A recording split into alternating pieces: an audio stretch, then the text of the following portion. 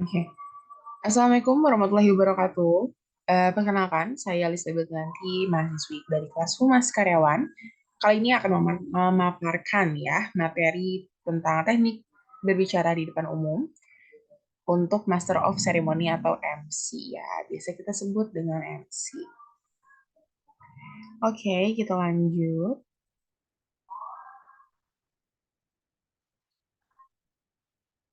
Oke, Master of Ceremony atau MC adalah seseorang yang bertanggung jawab dalam memimpin suatu acara dari awal hingga akhir.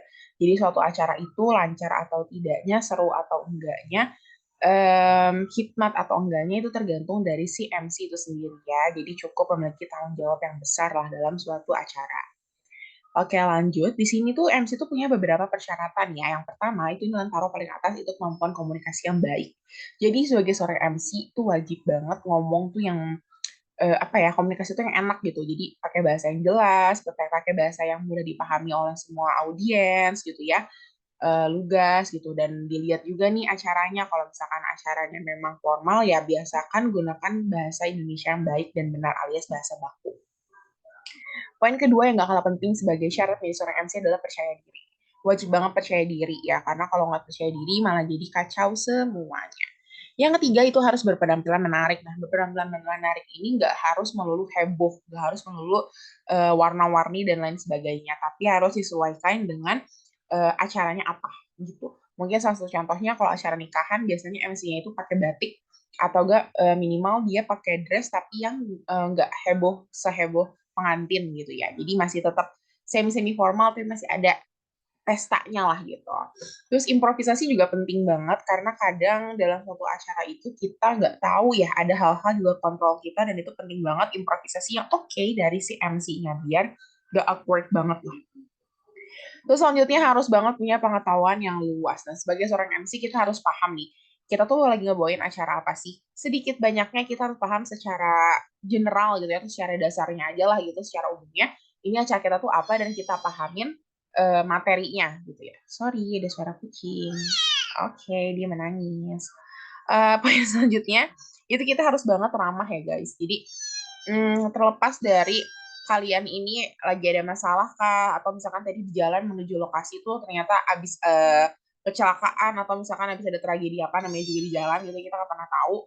Nah tapi tetap kalau udah jadi MC di atas panggung harus tetap profesional gitu ya dan juga bisa memanajemen waktu. Jangan sampai keasikan ngomong gitu ya, sedangkan harusnya udah jatahnya narasumber naik atau udah jatahnya ada sambutan gitu ya.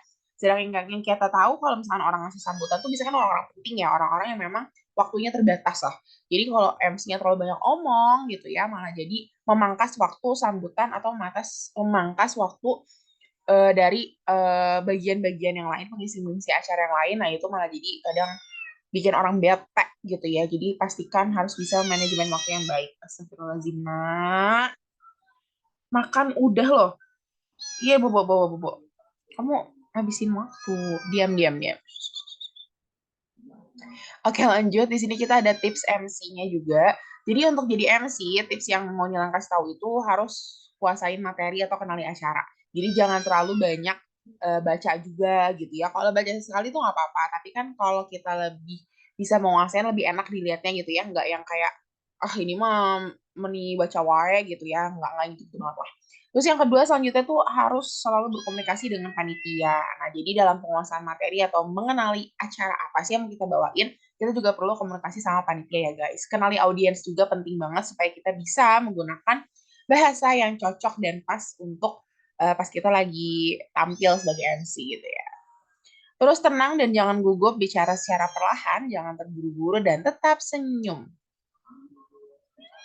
Oke, lanjut. Di sini persiapan MC kita harus terus know the material, know the room, and know the audience. Jadi, astagfirullahaladzim. Kucingnya lompat. Oke, jadi know the material itu apa sih? Know the material itu dia maksudnya kita mengenali si acaranya apa gitu, acaranya apa, materinya apa aja. Jadi itu masuk ke know the material. Jadi penting banget. Know the room tuh apa sih? Kita penting banget untuk tahu kita tuh bakal berdiri di mana, konsep panggungnya kayak apa, termasuk mic-nya tuh kita pakai model apa. Kalau pakai standing mic itu kalau nilaian pribadi ya, kalau disediain standing mic itu biasanya lebih prefer pakai baju itu yang lebih feminim atau yang lebih anggun karena lebih enak dilihat aja.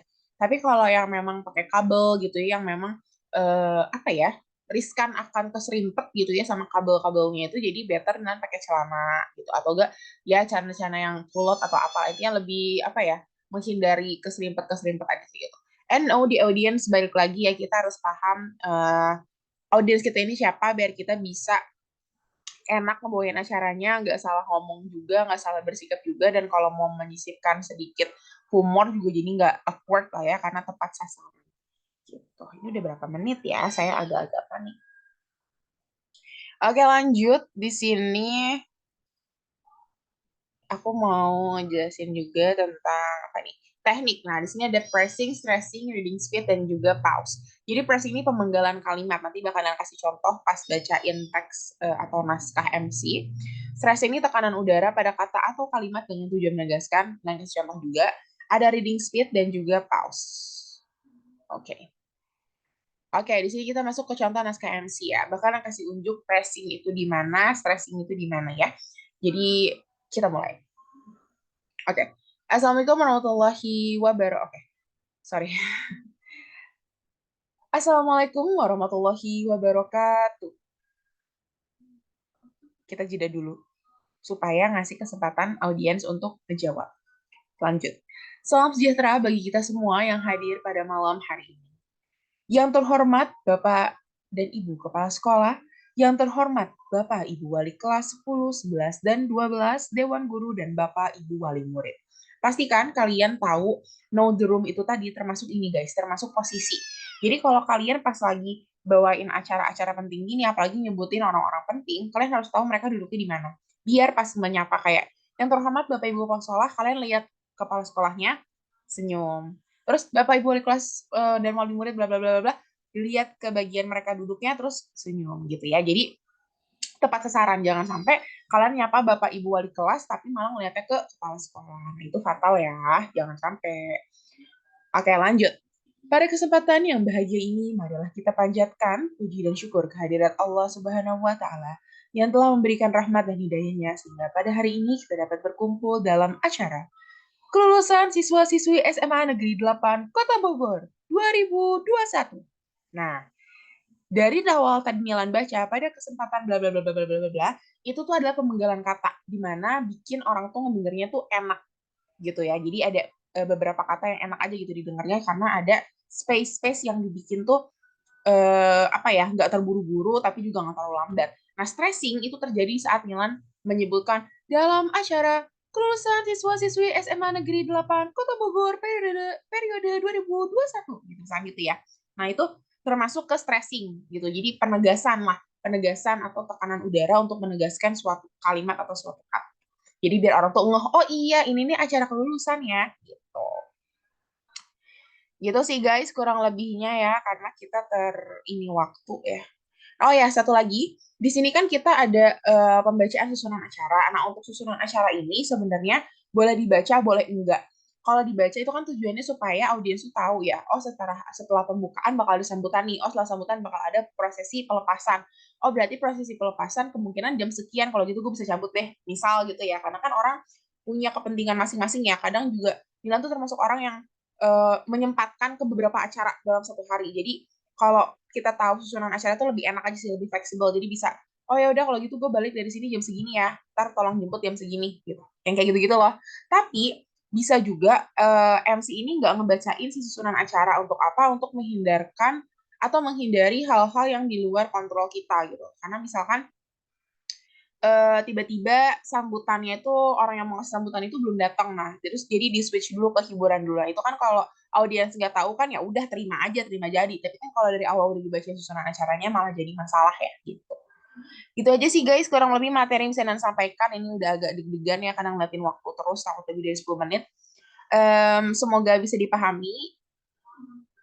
Kalau ada salah kata mohon maaf. Wassalamualaikum warahmatullahi wabarakatuh.